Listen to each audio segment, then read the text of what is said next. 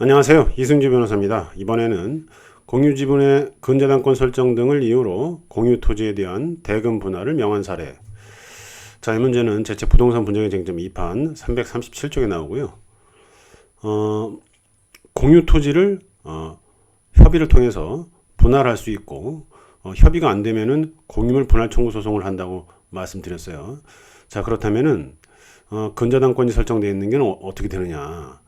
지분의 근저당권이 설정되어 있다. 이 말은 공유토지 지분의 근저당권이 설정되어 있다. 이 말은 전체 A토지라고 할게요. A토지 전체의 지분에 빨간색과 파란색을 점 찍는다고 했을 때 갑은 빨간색, 을은 파란색 이렇게 전제한다면 그 갑의 지분의 근저당권을 설정하는 것은 빨간색의 근저당권이 설정되어 있는 거예요. 자, 이렇다 보니까 갑과 을이 이거를 뚝 잘라가지고 왼쪽은 갑, 오른쪽은 을 이렇게 나눠 갔더라도 분할을 하더라도 근저당권은 원래 어떻습니까? 갑의 빨간색 A토지 전체에 미쳤죠. 그러다 보니까 갑과 을이 소송을 통해서 분할을 하더라도 근저당권은 A토지 전체에 쪼개진 대로 갑토지를 이렇게 몰아가는 게 아니라 A토지 전체에 그대로 살아 있습니다. 이게 근저당권이. 자, 이런 문제가 있어요. 이런 문제가 있어서 보통 이제 공유물 분할 청구 소송에서는 분할을 원하시는 분이 근저당권을 어떻게 정리를 하시고 소송하는 게 합리적이죠. 왜냐하면 근저당권이 설정되어 있다고 무조건 뭐 대금 분할을 명하고 이런 것 같지는 않아요. 근데 이제 지금 오늘 강의하는 사안은 근저당권 설정되어 있는 이유, 뭐 여러 가지 이유로 대금 분할, 경매로 매각해서 나눠 가져라 이렇게 판결을 했다는 거죠. 자, 그런 문제의식을 갖고 일단 제 책을 보시면은 공유물 분할 청구 소송을 할 때 2분의 1씩 지분을 갖고 있다. 갑과 을이. 그러면 똑같은 면적으로 나눠야 될까요? 그렇지는 않습니다.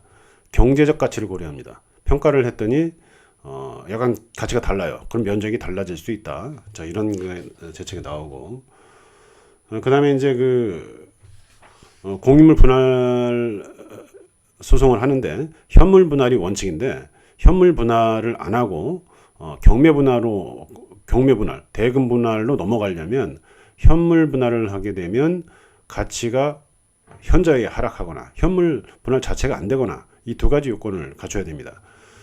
그런데 이제 가치가 현저히 하락한다. 이 말은 공유물 소유자들 갑과 을 예를 들어서 이 중에 하나 둘 다 뭐 하락하면 뭐 당연할 텐데 누구 하나만 쪼갰을 때 가치가 뚝 떨어져도 현물 분할을 하면 안 된다. 공평의 원칙상. 자, 이런 내용이 또 나옵니다.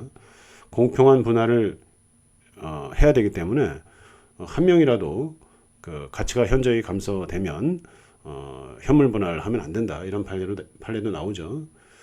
그 다음에 이제 면적이 있어요. 예를 들어서 그 지역이 상업지역이다. 상업지역 어느 지역은 상업지역 이 지역은 상업지역인데 이 상업지역은 분할을 할 때 몇 제곱미터 이상이어야지 건축이 된다. 이런 것들이 각 그 지역 조례마다 있고요. 이런 게 있습니다.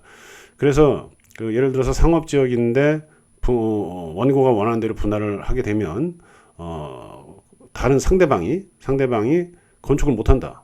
그런데 토지의 지목은 대지다. 건축을 전제한 대지다. 이러면은 분할을 그렇게 현물 분할을 함부로 할 수 없다. 이런 취지죠. 한 사람은 건물을 못 짓는 대지를 받게 되니까 이런 취지예요. 대지는 목적 자체가 건물을 짓기 위한 건데 분할로 인해서 건물을 못 짓는다면은 현물 분할이 어렵다. 이런 취지. 자, 오늘은 공유 지분의 근저당권 설정 등을 이유로 공유 토지에 대한 대금 분할을 명한 사례인데요. 일단은 그 근저당권이 설정되어 있다고 하더라도 반드시 뭐 대금 분할을 명해야 된다 이런 건 아닌 것 같은데 어쨌든 그 근저당권이 전체에 전사된다고 하는데요. A 토지를 갑과 을이 공유하고 있는데 갑의 지분에 근저당권이 설정되어 있다. 이때 공유를 분할을 했을 때 분할을 하게 되면 뭐 우측은 갑, 좌측은 을 이렇게 나눠 갔더라도 근저당권 설정도는 어떻습니까? 갑의 전체 토지에 대한 지분을 근저당권을 잡은 거예요. 그걸 보고 따라서 갑과 을이 협의를 통해서 또는 소송을 통해서 뚝 잘라가지고 왼쪽 오른쪽 이렇게 나눠 가졌다고 하더라도 그 근저당권이 갑의 토지로 몰아가는 게 아니라는 거죠. 전체 토지에 그대로 남아있다. 그래서 이런 문제를 고려할 때 보상을 통해서 뭐 해결해야 된다 이런 판결은 있어요. 판결 문구상으로는. 그런데 그런 것보다 이런 소송을 하기 전에 근저당권을 없애고 분할 소송을 하는 게 분할 청구를 원하는 분 같은 경우에는 그게 더 낫겠다. 제가 실제 이제 그렇게 해서 분할 판결을 받은 사례가 있습니다.